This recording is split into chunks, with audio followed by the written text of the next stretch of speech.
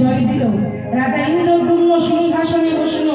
আজ রাজা ইন্দ্রদ্যুম্ন কড়া হাতে সমস্ত প্রজাদেরকে নির্দেশ দিল, শোনো প্রজাগণ, আমি তোমাদের রাজা ইন্দ্রদ্যুম্ন, আজ আমি তোমাদেরকে বলছি, আজ আমি তোমাদেরকে আদেশ দিচ্ছি, শোনো, আমার ওই নীলগিরি পর্বতের সামনে, নীলগিরি পর্বতের কাছে আমার আরাধ্য দেবতা, যার নাম হচ্ছে নীলমাধব, সেই নীলমাধব গোপনে এক শহর রাজার কাছে পুজো পেয়ে চলেছে।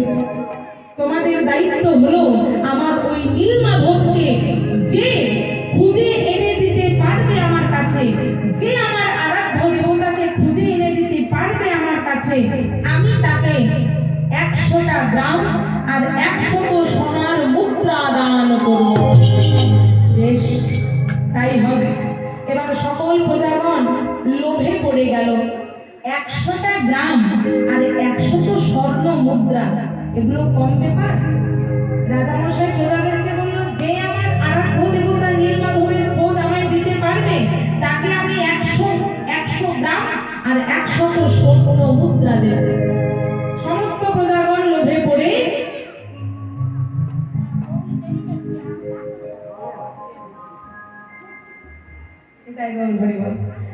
তাই রাজা যেই না বলল 100টা সোনার মুদ্রা আর 100 গ্রাম দেব, অমনি আজকে সমস্ত প্রজাগণ লোভে পড়ে আর সবাই বলল, মহারাজ আমি আপনার নীলমাধবকে এনে দেব। আরেকজন বলছে, মহারাজ আমি দেব আপনার নীলমাধবকে আনতে। এইভাবে আজ সমস্ত প্রজাগণ রওনা দিল ইন্দ্রদ্যুম্ন রাজার আরাধ্য দেবতা নীলমাধবের খোঁজ করতে। কেমন ভাবে যাচ্ছে সকলে? ওই বুড়িধার থেকে সমস্ত প্রজাগণ চলে যাচ্ছে কোথায়? নীলমাধবের খোঁজ করতে। কিন্তু কেউ জানে না যে কোথায় আছে নীলমাধব।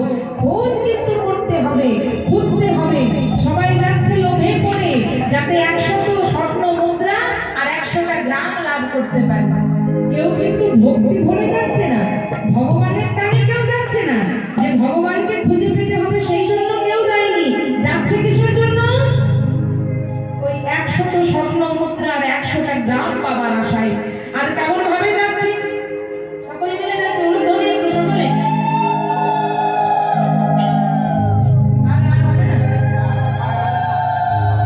আচ্ছা, ঘুম পাচ্ছে? ঘুম পাচ্ছে কারো? ঘুম পায়নি তো? তাহলে একটু সকলে মিলে জোরে উলুধ্বনি দিয়ে দাও। ঠিক আছে, চলো সকলে মিলে চলে যাচ্ছে। শ্রী হরি শ্রী হরি বলে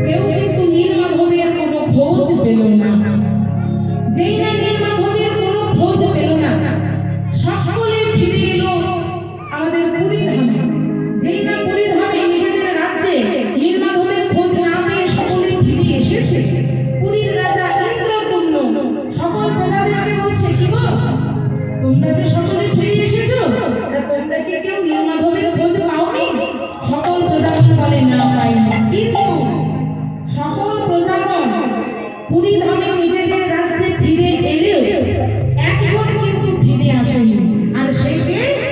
তার নাম হলো বিদ্যাপতি।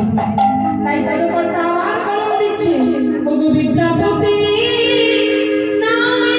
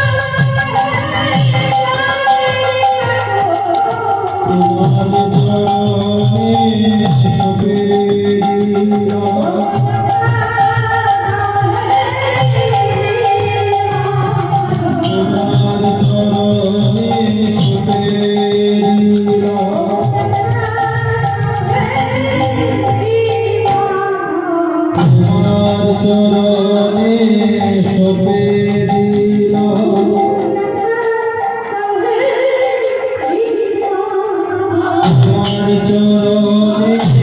সপে দিলাম তোমার চরণে সপে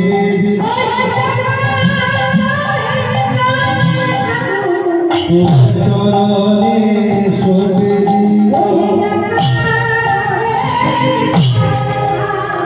তোমার চরণে সপে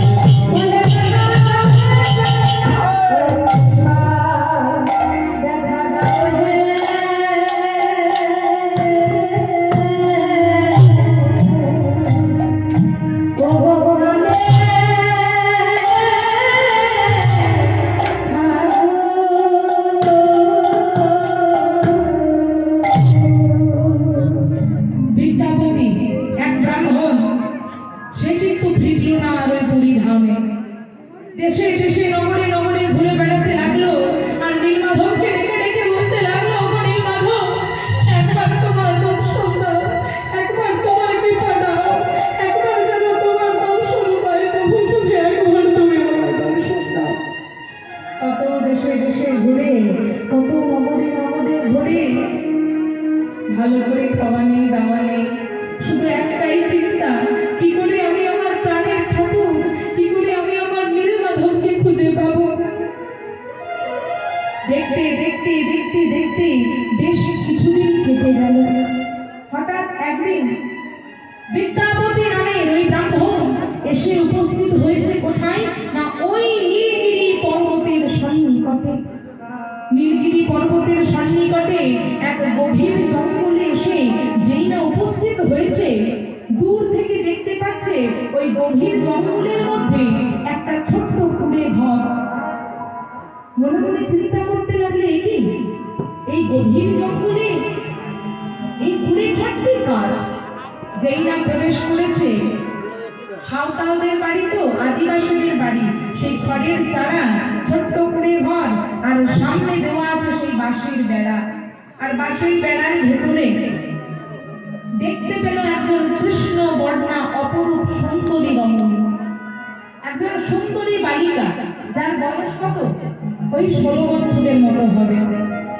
সেই অপরূপ সুন্দর বালিকাকে দেখে বিদ্যাপতি মনে মনে চিন্তা করলো, এই বালিকাকে কে, এই গভীর জঙ্গলে করছেই বা কি?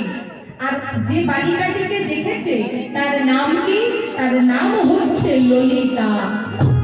শবরদের কন্যা, শবর রাজার কন্যা, তার নাম ললিতা। বিদ্যাপতি তো জানে না, তাই বিদ্যাপতি দূর থেকে দেখছে যে ছোট্ট বালিকাকে কি করছে। দেখছে সেই সুন্দর বালিকা এখন সন্ধ্যাবেলায় তুলসী তলায় প্রদীপ দিচ্ছে আর তুলসী দেবীকে প্রণাম জানাচ্ছে। কেমন করে? তুলসী কৃষ্ণ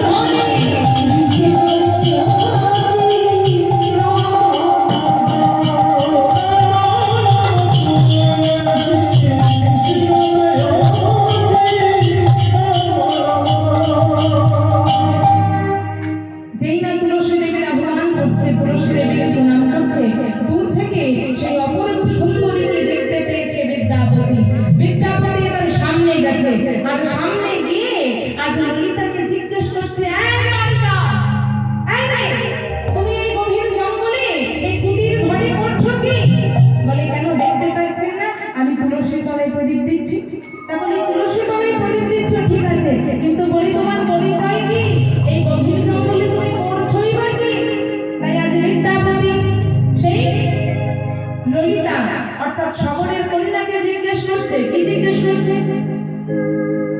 কে তুমি ওগো বালা, ভরি রূপের ডালা, বনভূমি করে আলা, তারারে আসি।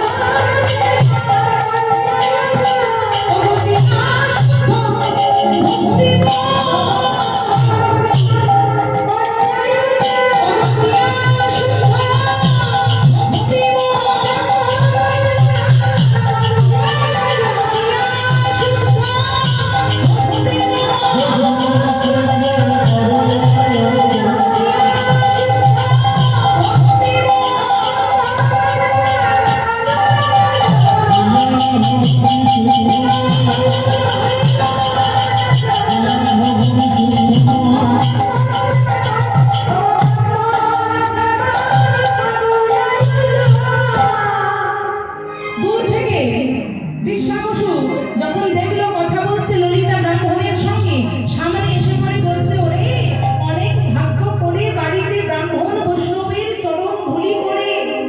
আর যখন এই বিদ্যাপতি অর্থাৎ ব্রাহ্মণ যখন আমাদের বাড়িতে এসেছে, আমাদের ছোট্ট কুটিরে এসেছে, তখন তাকে আর যেতে দিস না এমনি। তাই আজ সবর রাজা বিশ্বা বসু বিদ্যাপতি ব্রাহ্মণকে বলছে, ব্রাহ্মণ আপনি যখন আমাদের বাড়িতে আপনার চরণ ধুলি দিয়েছেন, তখন আমাদের বাড়িতে কিছুদিন থেকে যান, 2-4 দিন থেকে তারপরে আপনি আপনার বাড়িতে ফিরে যাবেন।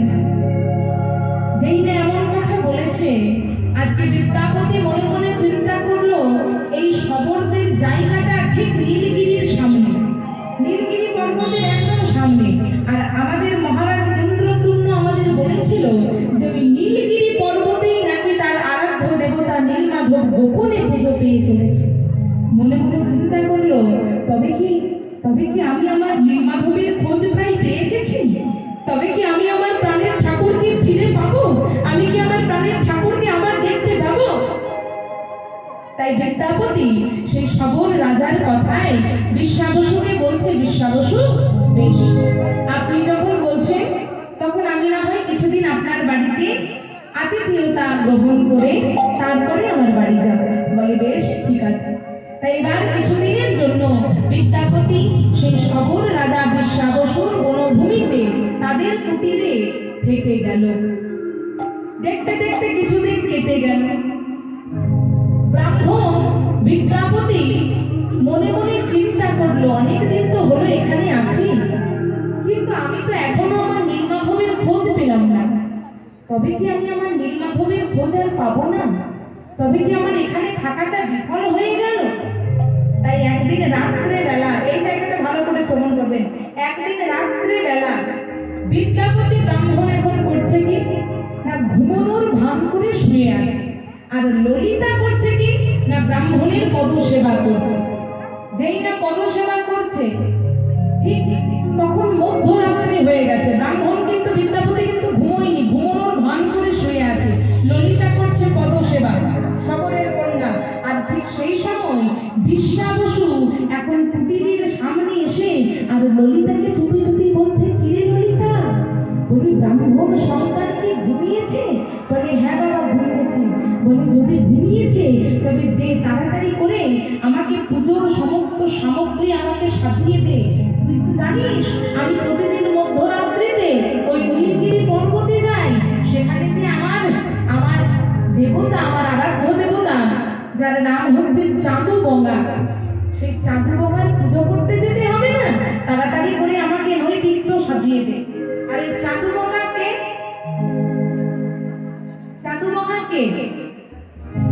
এই হচ্ছে আমাদের নীলমাধব, মানে সবর রাজা বিশ্বা বসু। একদিন সমুদ্রে ভাসতে ভাসতে যেই না ভগবানের ওই দারুব্রহ্ম কাষ্ঠটা আসছিল, পেয়েছিল কে সেটা না, সবরদের রাজা যার নাম হচ্ছে বিশ্বা বসু। আর সেই বিশ্বা বসু সেই দেহটা, সেই দারুব্রহ্ম কাষ্ঠটা পেয়ে আর নীলগিরি পর্বতে গোপনে দেখে আর প্রতিদিন মধ্যরাত্রিতে সেই দেবতার পুজো করে। আর নাম দিয়েছে কি না, চাঁদুবঙ্গা। কিন্তু সেই চাঁদুবঙ্গায় আমাদের নীলমাধব। তাই যেই না ললিতাকে চুপি চুপি বলছে যে ললিতা, যেই না বলছে চুপি চুপি, ললিতা আমাকে নৈবেদ্য সাজিয়ে দে, আমি যাবো চাঁদুবঙ্গার পুজো করতে। ঠিক সেই সময় সেই কথাটা কিন্তু শুনেছে বিদ্যাপতি ব্রাহ্মণ। আর যেই না ব্রাহ্মণ বিদ্যাপতি সেই কথা শুনেছে, আর বিদ্যাপতি চোখ কি বলি, সবর রাজা নীলগিরি পর্বতে এক দেবতার সে পুজো করে প্রতিদিন মধ্যরাত্রিতে, যার নাম চাঁদুবঙ্গা। তবে কি সেই চাঁদুবঙ্গায় আমার নীলমাধব? তবে কি সেই চাঁদুবঙ্গায় আমার প্রাণের ঠাকুর? তাই পরের দিন সকালবেলা বিদ্যাপতি করলো কি, এক ছলনার আশ্রয় নিল। পরের দিন সকালবেলা ললিতাকে বিদ্যাপতি বলছে, ললিতা অনেকদিন তো হলো আমি তোমাদের গৃহে আছি, তোমাদের গৃহে থাকতে থাকতে থাকতে থাকতে আমি তোমায় বড় ভালোবেসে ফেলেছি। কিন্তু ভালোবাসেনি, একটা সম্পর্ক ললিতার সঙ্গে স্থাপন করছে। কেন না, আমার নীলমাধবকে আমায় খুঁজতে হবে। বিদ্যাপতি ব্রাহ্মণ মনে মনে চিন্তা জগৎগুরু কৃষ্ণের প্রেমের গুরু হয়েছিল শ্রীমতী রাধারানী, তবে কি ঠিক সেই রকম আমার নীলমাধবকে খোঁজার জন্য আমার যাকে প্রয়োজন আমারও কি সেই প্রেমের গুরু হতে চলেছে ললিতা? কারণ ললিতার সঙ্গ যদি আমি না পাই তবে আমি যে নীলমাধবকে খুঁজতে পারবো না। যদি আমার নীলমাধবকে আমার কাছে কেউ খুঁজে দিতে পারে তবে সেটা একমাত্র ললিতা পারবে। তাই বিদ্যাপতি পরের দিন সকালে ললিতাকে ডেকে বলছে, ললিতা, তোমাদের ঘরে থাকতে থাকতে আমি তোমায় বড় ভালোবেসে ফেলেছি। আমি তোমায় বড় ভালোবেসে ফেলেছি। আমি আমার মন প্রাণ সবকিছু তোমায় দিয়ে ফেলেছি ললিতা। এই যে বিদ্যাপতি ললিতাকে ভালোবাসি বলল, ললিতা বলছে, কিন্তু ব্রাহ্মণ ঠাকুর, আপনি তো জাতিতে ব্রাহ্মণ, কিন্তু আমি তো ব্রাহ্মণ নই, আমি তো শবরের কন্যা। আপনি ব্রাহ্মণ হয়ে এক শবরের কন্যাকে বিবাহ করবেন, এ যে হয় না। আপনার আপনার জাতি আর আমার জাতি যে মেলে না। আপনি কি জানেন না ব্রাহ্মণ ঠাকুর তেলে জলে কোনোদিন বিষ খায় না। ব্রাহ্মণ ঠাকুর, যদি সত্যি কথা বলি তবে আপনার মতো আমিও আপনাকে আমার মন প্রাণ অঙ্গ প্রত্যঙ্গ সবকিছু দিয়ে বসে আছি। কিন্তু জানেন ব্রাহ্মণ ঠাকুর, আপনার কুল যে বড় উচ্চ কুল, আপনি যে ব্রাহ্মণ কুলের সন্তান, আর আমার কুল, আমি তো জন্ম নিয়েছি ওই শবর কুলে। আমি যে শবরের কন্যা, আপনি আমাকে বিবাহ করবেন না, না, এমন ভুল আপনি করবেন না। কারণ তেলে আর জলে কোনোদিন মেলে না, কোনোদিন মেলে না। আজ বিদ্যাপতি বলছে, ললিতা, ও ললিতা, হলাম আমি ব্রাহ্মণের সন্তান, হলেই বা তুমি শবরের কন্যা, তাতে কি এসে যায়? হলাম না আমি ব্রাহ্মণ, আর হলেই বা তুমি শবর কন্যা ললিতা, তাতে কিছুই এসে যায় না। কেন জানো? তবে শোনো। আজ ললিতাকে উদ্দেশ্য করে আর বিদ্যাপতি বলছে, ও ললিতা, কেন বলছি জানো? তবে শোনো। ওগো কাছে কি বরণ কুলে, তোমার কাছে কি উচ্চ কুলে, তোমার কাছে কি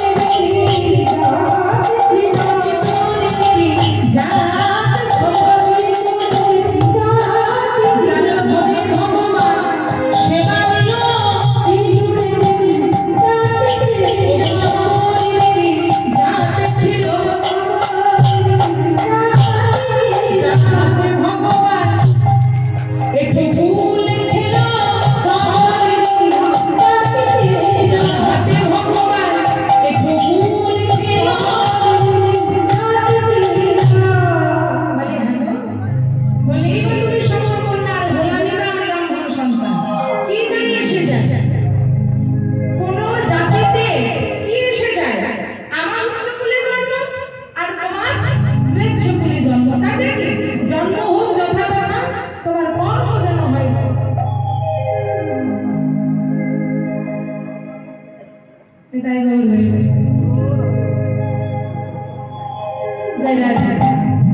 বরণ কুলে উচ্চ কুলে জন্ম নিলে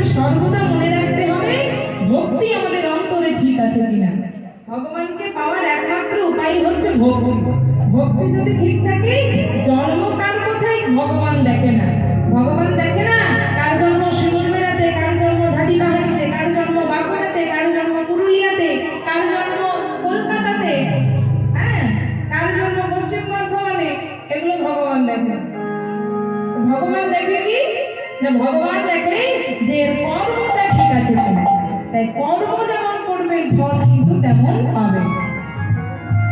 কর্ম যেমন ফলও তেমন। জন্ম যেখানে সেখানে হোক, ক্ষতি নেই। যাতে ভগবান যে জাতিতেই জন্ম দেয় ক্ষতি নেই। ভক্তিটা যেন আমাদের ঠিক থাকে, কর্মটা যেন আমাদের ঠিক থাকে। কেন জানেন? কারণ ভক্ত হওয়া মুখের কথা নয়। ভক্ত বড় শক্ত। পণ্ডিত রইল বসে, আর বৃক্ষের ফল বৃক্ষে রইল, বৃন্ত গেল খুশি। এই ভক্ত হওয়া চারটিখানি কথা নয়। অনেক ত্যাগ স্বীকার করার পরে একজন ভক্ত হতে পারে। ভক্ত বড় শক্ত, পণ্ডিত রইল বসে। এই সংসারে যার ধন থাকে তাকে বলে ধনী, যার মান থাকে তাকে বলে মানি, যার পাণ্ডিত্য থাকে তাকে বলে পণ্ডিত।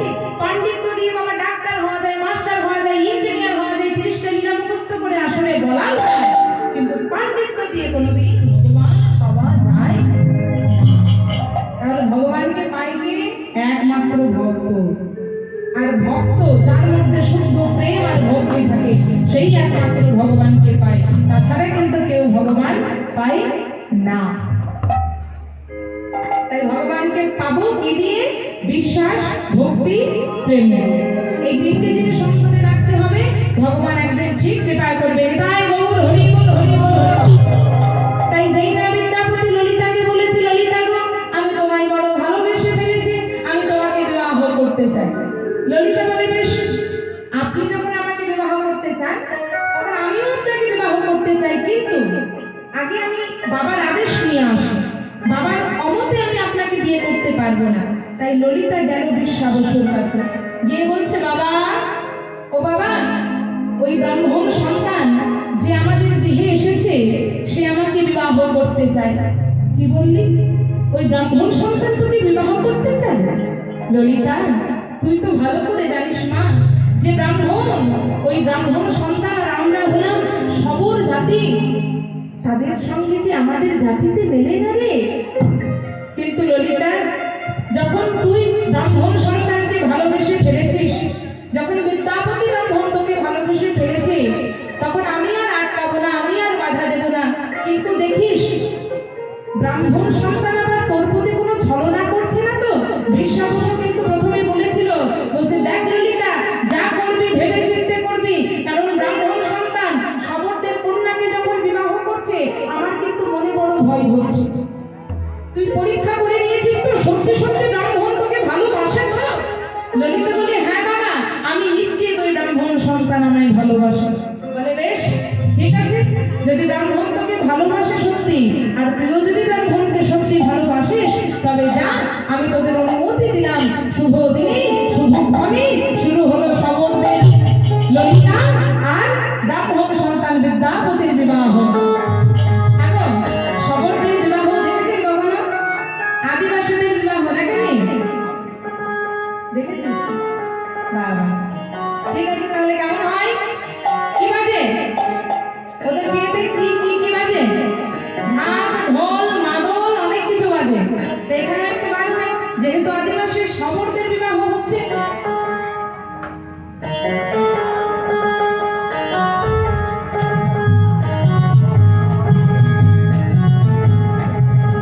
আজকে সাঁওতালদের বিবাহ হচ্ছে। সাঁওতালদের বিয়ে হয় কেমন করে? ওই ঢাক বাজে, ঢোলক বাজে, মাদল বাজে। তাই আজ ললিতার যখন বিবাহ হচ্ছে, কি কি বাজে? উলুধ্বনি বিবাহ হচ্ছে। সকলে জোরে উলুধ্বনি।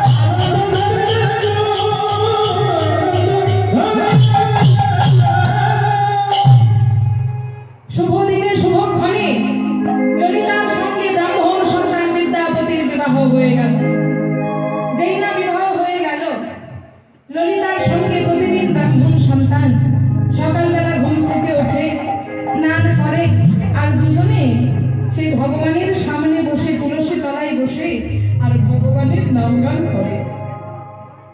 যেমন স্বামী তেমন স্ত্রী, মানে যেমন বিদ্যাপতি তেমন ললিতা।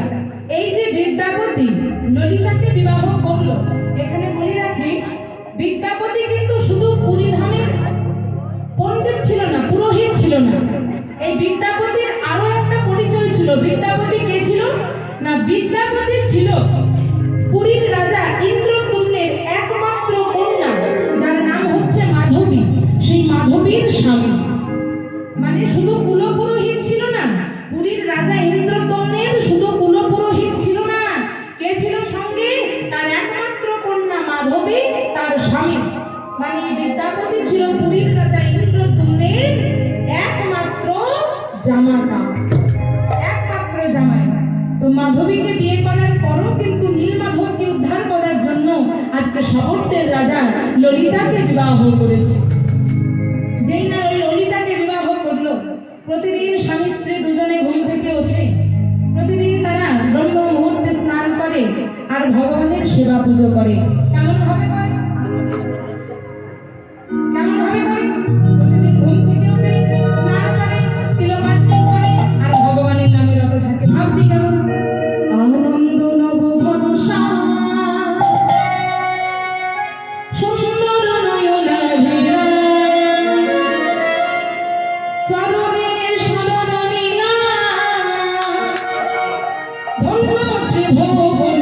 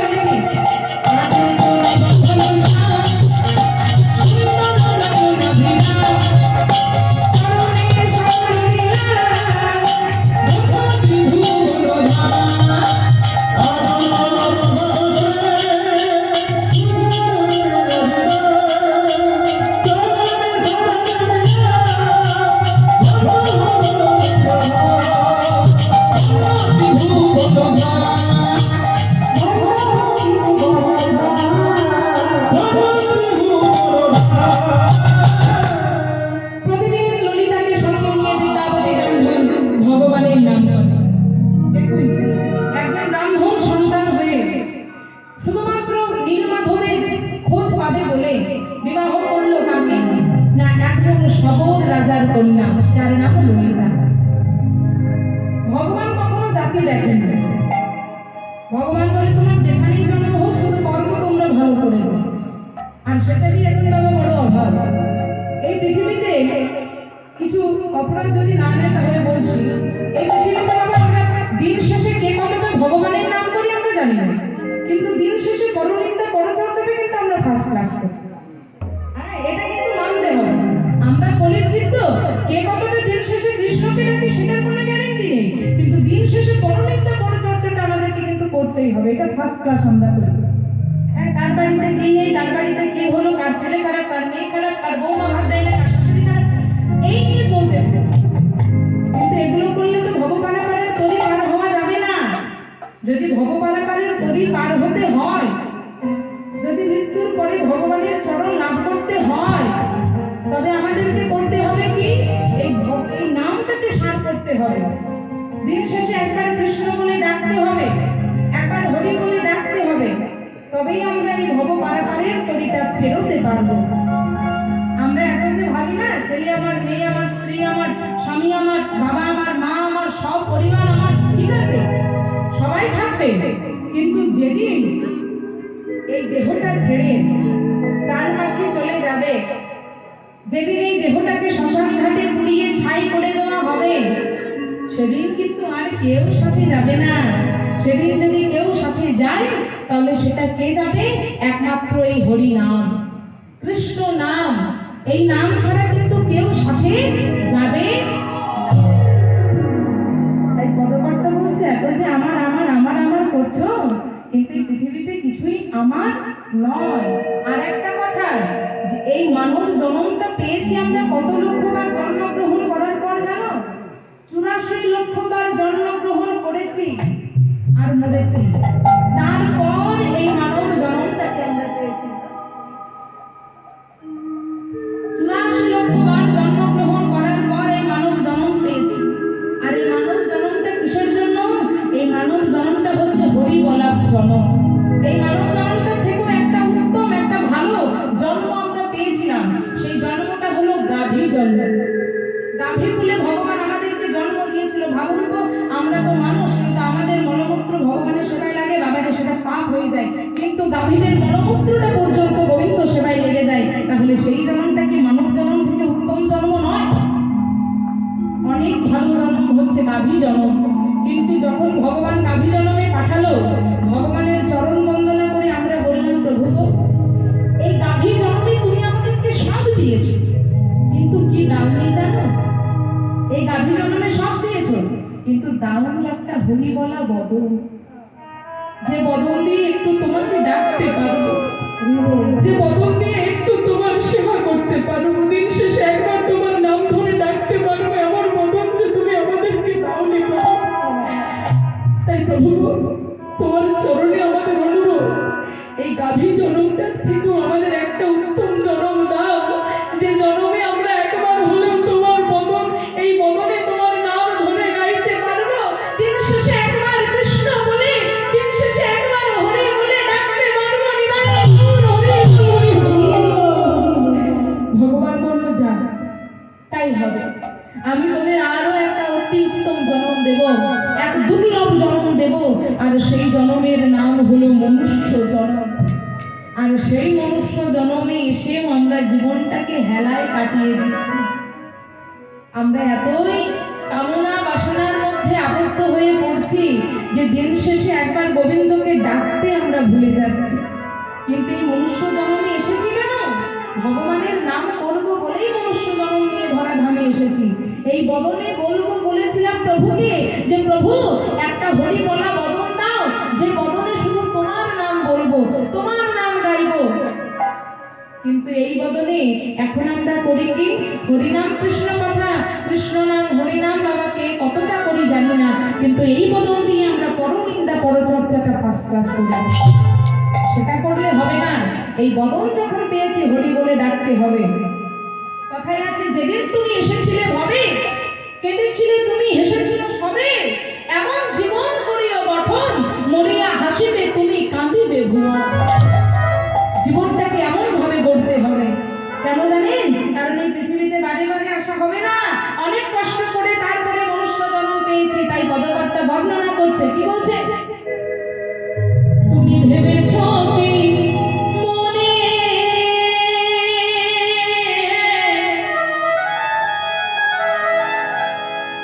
এই ত্রিভুবনে তুমি ভেবেছ কি মনে, এই ত্রিভুবনে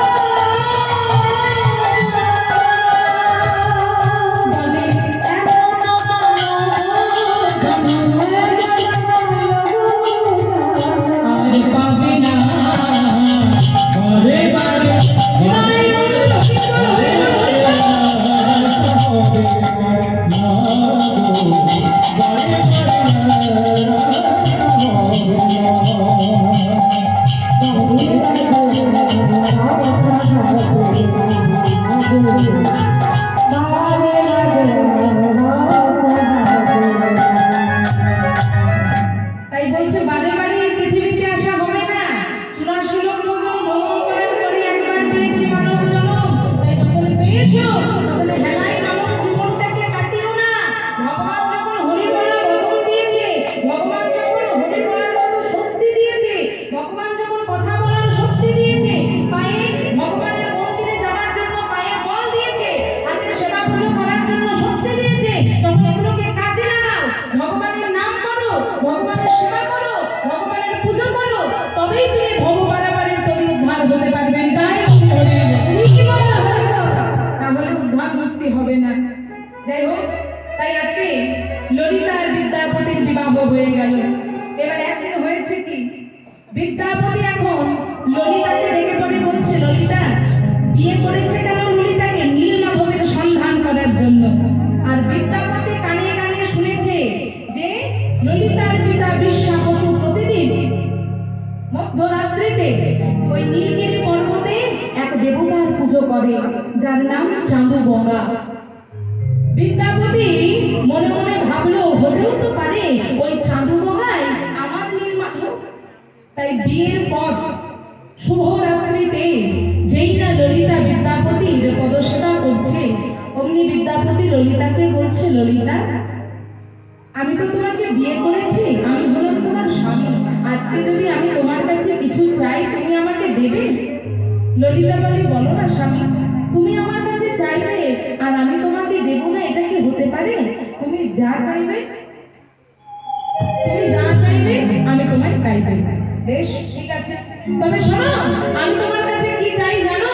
তোমার বাবা আমাদের বিয়েতে যৌতুক হিসেবে তো কিছু দেয়নি, তাই আমি যৌতুক হিসেবে কি চাই জানো? তোমার বাবা প্রতিদিন মধ্যরাত্রিতে ওই নীলগিরি পর্বতে যে দেবতার পুজো করে, আমি সেই দেবতার কাছে যেতে চাই, আমি সেই দেবতাকে দর্শন করতে চাই। ললিতা বলছে, স্বামী গো, যে দেবতার দর্শন আমার বাবা কোনোদিন আমাকে করায়নি, সেই দেবতার দর্শন তুমি করবে? স্বামী, আমার জানো, আমার যখন ছোট্ট বয়স, 5 বছর বয়স, তখন আমার জীবন থেকে আমি আমার মাকে হারিয়েছি। মাকে হারানোর পর আমার বাবাই আমার কাছে সব কিছু ছিল।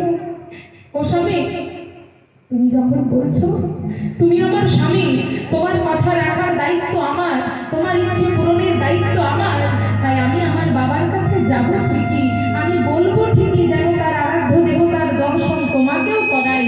কিন্তু কিন্তু স্বামী, আমার বাবা যে দেবতার দর্শন আমায় কোনোদিন করায়নি, সেই দেবতার দর্শন কি তোমায় করাবে?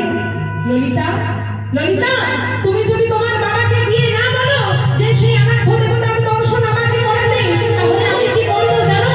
আমি এই মুহূর্তে আমার প্রাণ ত্যাগ করবো, আর আমার প্রাণ ত্যাগ করে আমি তোমাকে চিরদিনের মতো বিধবা করে দেব। আমি তোমার শিশির সিঁদুর কেড়ে নেব। স্বামী, তুমি আমার কথা বলো না স্বামী, তুমি আমার শিশির সিঁদুর কেড়ে নিও না স্বামী। আমি যে তোমায় বড় ভালোবাসি স্বামী, তুমি আত্মহত্যা করবে আমি যে সহ্য করতে পারবো না। তবে যাও, তবে যাও তুমি তোমার বাবার কাছে আর গিয়ে বলো তার আরাধ্য দেবতার সন্ধান যেন আমায় দেয়, তার আরাধ্য দেবতার দর্শন যেন তিনি আমায় করান।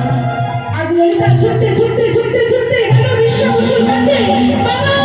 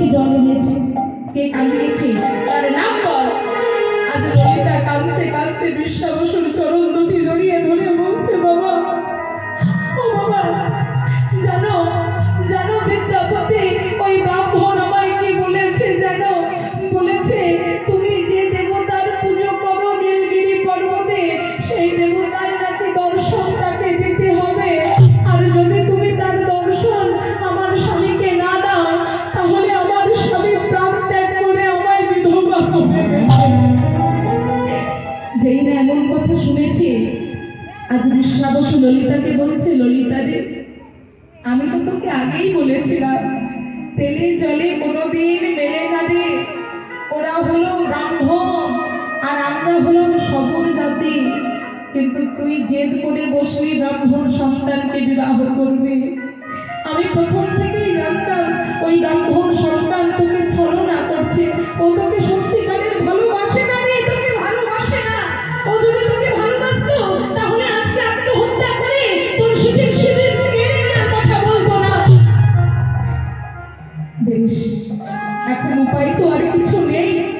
তোর স্বামী যখন আমার আরাধ্য দেবতার দর্শন করতে চেয়েছে আমি করাবো, কিন্তু জানিস ললিতা, আমি আমার আরাধ্য দেবতার চাঁদগঙ্গার দর্শন কেন কাউকে করাই না জানিস? কারণ আমার আরাধ্য দেবতা যে বড় প্রেমের ঠাকুর। কেউ যদি একটু বেশি আমার থেকে প্রেম আমার ঠাকুরকে দিয়ে দেয়, আমার ঠাকুর যে আমায় ছেড়ে তার কাছে চলে যাবে। আর সেই জন্য যে আমার আরাধ্য দেবতার দর্শন আমি আজ পর্যন্ত কাউকে করাইনি, এমনকি আমি তোকেও আমার আরাধ্য দেবতার দর্শন করাইনি। আমার আরাধ্য দেবতা বড় বড় প্রেমের ঠাকুর। কিন্তু ললিতা, যখন তোর স্বামী যখন বলেছে দর্শন করব, বেশ, আমি তাকে দর্শন করাবো, কিন্তু আমার একটা শর্ত আছে। কি শর্ত? না, আমি যখন তোর স্বামীকে নীলগিরি পর্বতে নিয়ে যাব, আমি কি করব জানিস? আমি পথ দেখিয়ে দেখিয়ে নিয়ে যাব না, আমি চোখে বেঁধে দেব কাপড়, আর সেই চোখে বাঁধা অবস্থায় আমি তোর স্বামীকে নিয়ে যাব।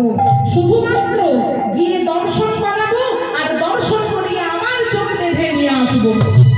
মানে দর্শন করাবে, কিন্তু কোন পথ ধরে গিয়ে নীলমাধবের দর্শন পেল, চাঁদগঙ্গার দর্শন পেল, সেটা বলবে না, সেটা দেখাবে না।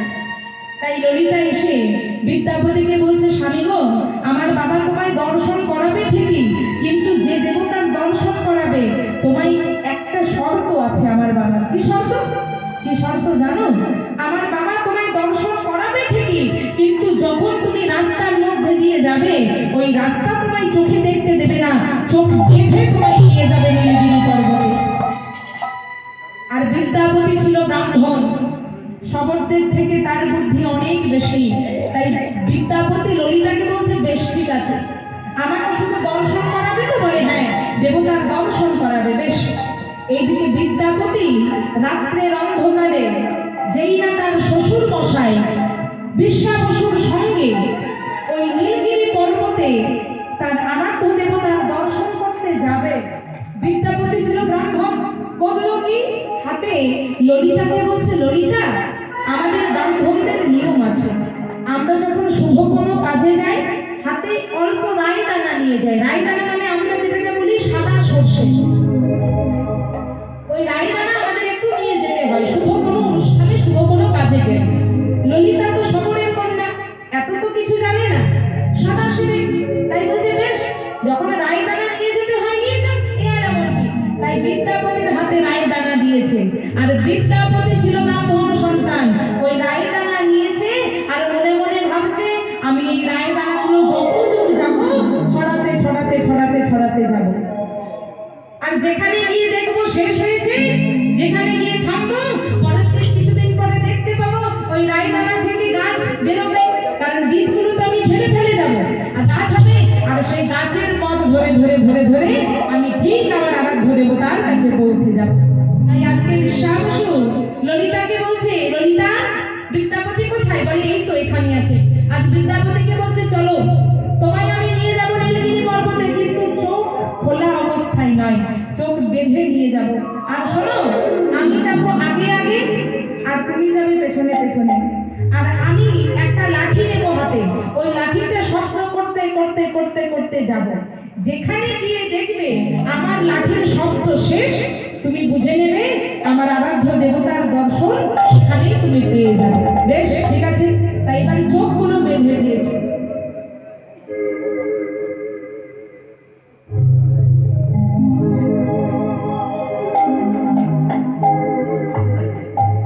বিদ্যাপতির চোখ বেঁধে নিয়ে যাবে নীলগিরির দর্শন।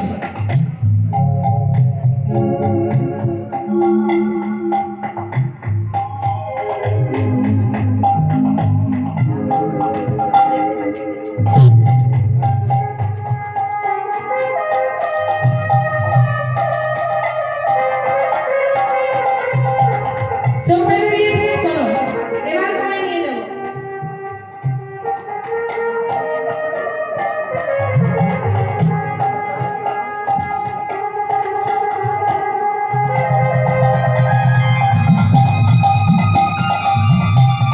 শুধু চোখ বাঁধেনি, চোখ আর হাত দুটোই বেঁধে দেবে, হাতগুলো বাঁধবে, কিন্তু ওই মুখের মধ্যে রায়দানা আগেই নিয়ে নিয়েছে কে? বিদ্যাপতি।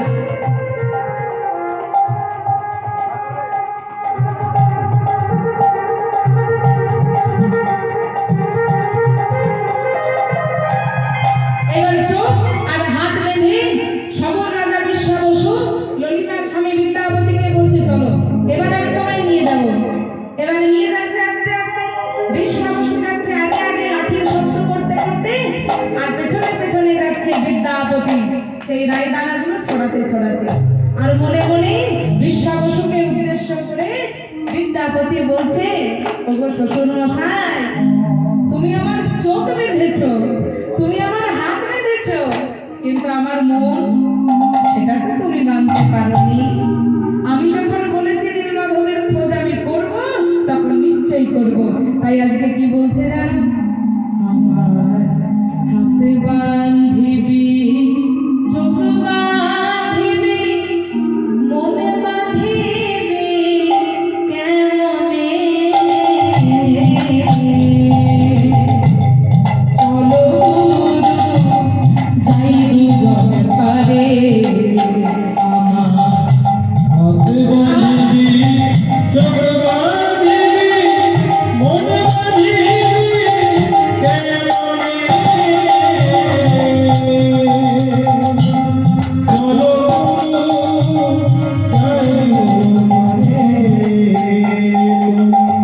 হাতে বাঁধিবি, চোখ বাঁধিবি, মনে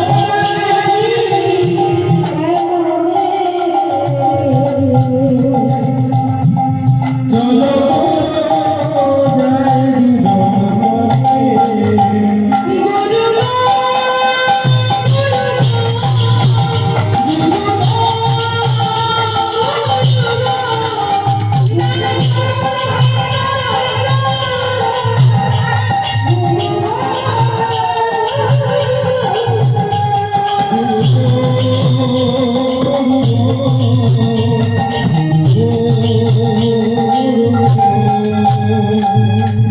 চোখ বেঁধে দিয়েছে, হাত বেঁধে দিয়েছে, আর বিদ্যাপতি চতুর্বাক করেছে কি? যেই না মুঠো করে দিয়েছে, ওই মুঠোর মধ্যে রায়দানা সাদা সর্ষে নিয়ে নিয়ে যাচ্ছিল, সেগুলোকে একটু একটু একটু একটু করে ছড়াতে ছড়াতে ছড়াতে ছড়াতে যেই না ছড়াতে ছড়াতে ছড়াতে ছড়াতে গেছে, আর হঠাৎ বিদ্যাপতি লক্ষ্য করলো ওই লাঠির শব্দ হচ্ছে ঠক ঠক ঠক ঠক।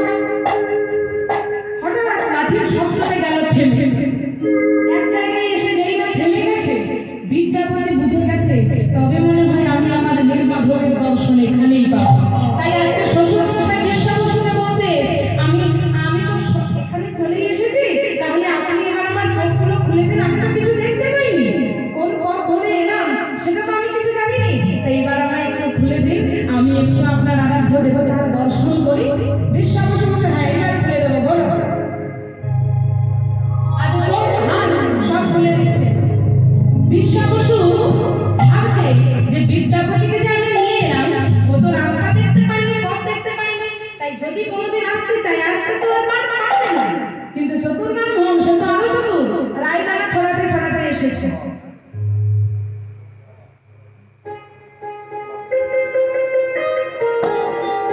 রায়দানা ছড়াতে ছড়াতে এসেছে, আর যেই না চোখ খুলে দিয়েছে, হাত খুলে দিয়েছে, আজ নীলমাধবের দর্শন পেয়েছে, চান্দুমামার রূপে যে পূজিত হচ্ছিল, আর যেই না নীলমাধবের দর্শন পেয়েছে, আজ অমনি বিদ্যাপতি আনন্দে লাফিয়ে চিৎকার করে উঠল, আমি সন্ধান পেয়েছি, আমি সন্ধান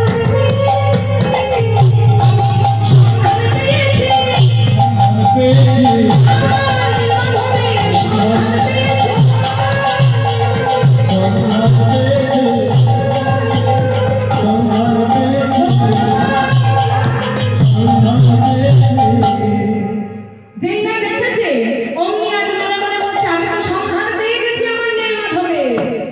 যেই না দর্শন করেছে আর বিশ্বাস বলছে বিদ্যাপতি আমি আমার শর্ত পূরণ করেছি, আমি আমার আরাধ্য দেবতা চান্দু গঙ্গার দর্শন আমি তোমায় করিয়েছি।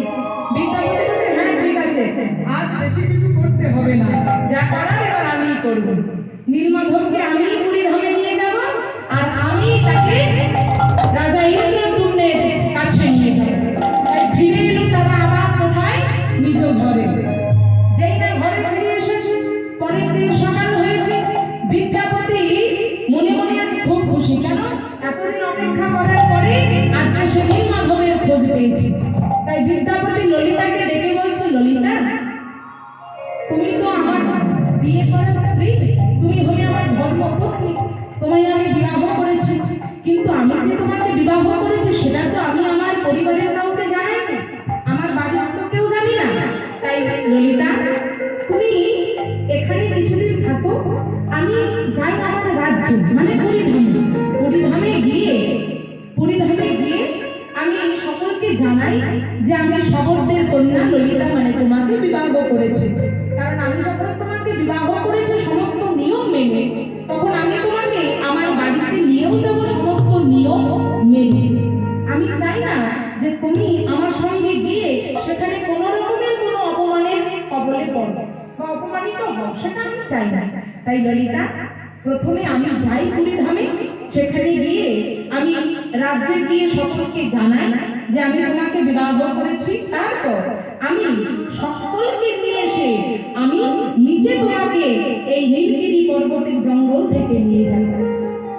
ততদিন তুমি তোমার বাপের বাড়িতে একটু থাকো, বেশি দিন নয়, 2-3 দিন থাকো, ততদিনে আমি শ্বশুর বাড়ির তোমার সব ব্যবস্থা করে আসে। মানে আচ্ছা বেশ। ললিতা ছিল খুব সাদাসিধে, শহরের মেয়ে তো, এত মনে ব্যাগ ছিল না, সব কাজ বুঝতো না। তাই বিদ্যাপতিকে বলছে বেশ ঠিক আছে যা। এবার বিদ্যাপতি এসেছে কোথায়? পুরীর রাজ্যে। যেই না পুরীতে এসেছে, পুরীর রাজা ইন্দ্রদ্যুম্ন সকল প্রহরীরা সকলে খবর দিল পুরীর রাজা ইন্দ্রদ্যুম্নকে, রাজা মশাই আমাদের বিদ্যাপতি যে কিনা নীলমাধবের খোঁজে গেছিল সে আজকে ফিরে এসেছে। যেই না ফিরে এসেছে বলেছে আজ পুরীর রাজা আনন্দে আটখানা হয়ে গেছে। মনে মনে ভাবছে এতদিন পর যখন বিদ্যাপতি ফিরে এসেছে তখন বিদ্যাপতি নিশ্চয়ই খালি হাতে আসেনি, আমার নীলমাধবের সন্ধান নিয়েই আমার কাছে এসেছে। কেউ যা পারেনি তা পেরেছে একমাত্র বিদ্যাপতি। তাই আজকে সকলের মনে খুব আনন্দ। আর বিদ্যাপতি এসে আজ মহারাজের চরণপতি জড়িয়ে ধরে বলছে, মহারাজ আপনি আমাকে যে কাজের উদ্দেশ্যে পাঠিয়েছিলেন সেই কাজে আমি পূর্ণ করেছি। আমি কি করেছি জানেন? আমি সন্ধান পেয়েছি, আমি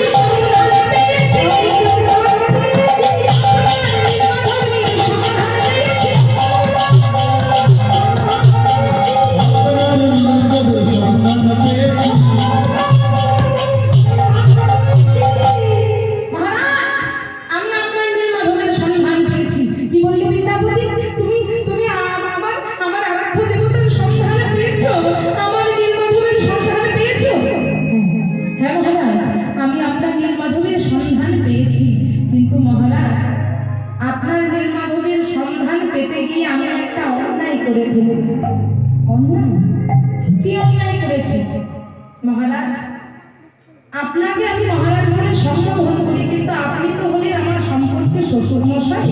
কারণ আপনার একমাত্র কন্যা মাধবীকে তো আমি প্রথমেই বিবাহ করেছি, কিন্তু ওই নীলগিরি পর্বতের সন্নিকটে নীলগিরি পর্বতে যে চাঁদুগঙ্গা নামে আপনার আরাধ্য দেবতা নীলমাধব পুজো পেয়ে চলেছিল, সেই নীলমাধবকে উদ্ধার করতে গিয়ে ওই নীলগিরি পর্বতের সন্নিকটে এক সবর রাজার কন্যা যার নাম ললিতা, তার সঙ্গে আমাকে প্রণয়ের সম্পর্ক স্থাপন করতে হয়েছে।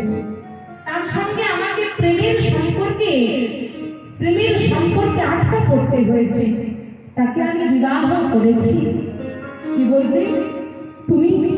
তুমি হলে আমার মেয়ের স্বামী, তুমি হলে আমার জামাতা, আর তুমি কিনা করলে এক শহরের কন্যাকে বিবাহ। প্রথমে কিন্তু রাজা ইন্দ্রদ্যুম্ন মেনে নিতে পারছিল না, কিন্তু পরে যখন বিচার বিবেচনা করে দেখলো যে না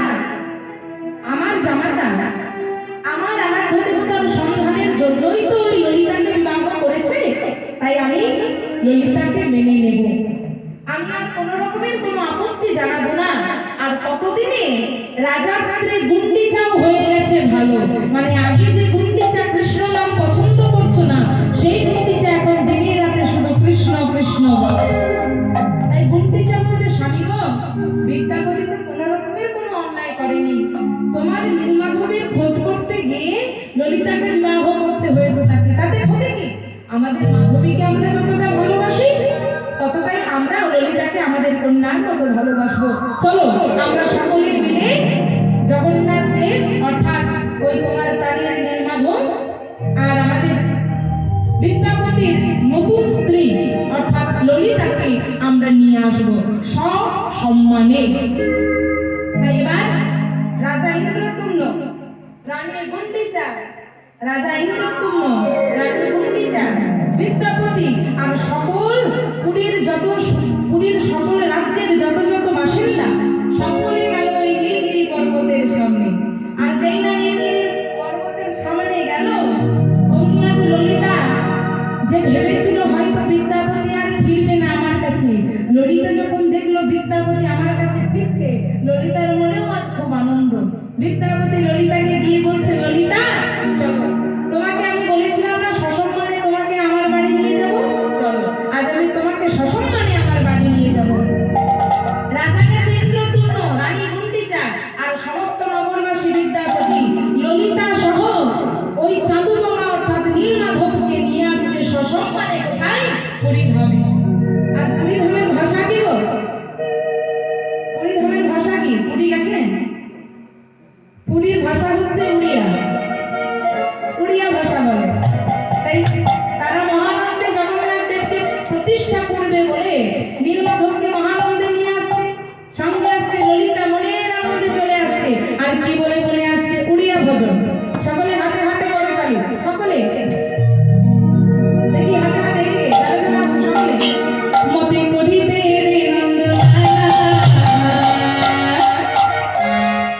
ওই না নীলাচলে কেদর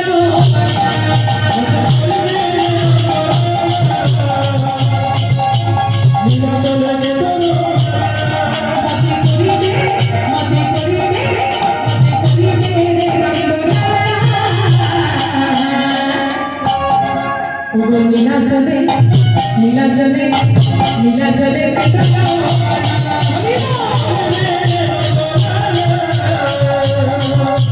নীলাচলে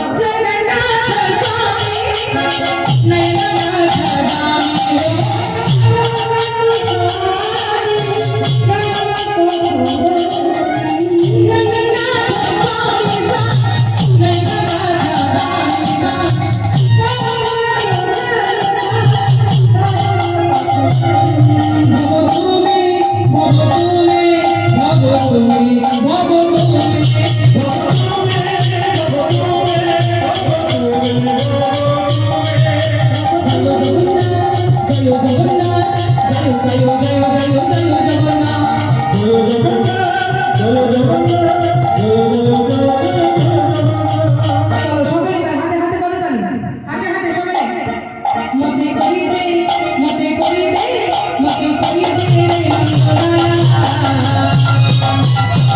এই ধুন আরো জোরে তুমি ধর পর্যন্ত একটু চলে যাই এই ধরে। মতে করি দে রে নন্দলালা। নীলা চলে, নীলা চলে, নীলা চলে কেদারনাথ।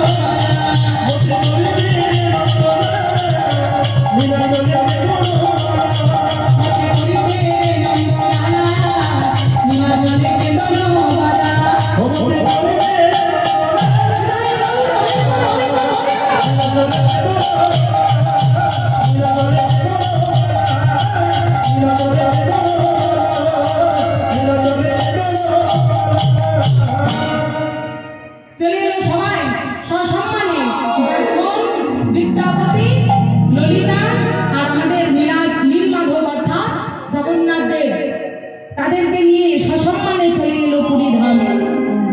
তখনও যখন পুরীধামে নিয়ে এলো না, তখনও পর্যন্ত কিন্তু নীলমাধবের কোনো রূপ, কোনো বিগ্রহ কিন্তু প্রতিষ্ঠা হয়নি। কেবল পুজো হতো একটা দারুব্রহ্ম কাষ্ঠ, মানে একটা কাঠ দিয়ে পুজো করতো, কাঠ। তার কোনো মূর্তি ছিল না, কোনো বিগ্রহ ছিল না। তো যেই না পুরীধামে নিয়ে এলো, রাজা ইন্দ্রদ্যুম্ন ভাবছে যে আমার প্রাণের ঠাকুর, প্রেমের ঠাকুর নীলমাধব তো আমার কাছে আসতে তো চাইল, কিন্তু কলিকালে প্রভু আমার কোন রূপে প্রকাশ পাবে তা তো আমি জানি না। কলিকালে প্রভু আমার কোন রূপে প্রকাশ পাবে কি জানবো কেমন করে সেই তত্ত্ব? একদিন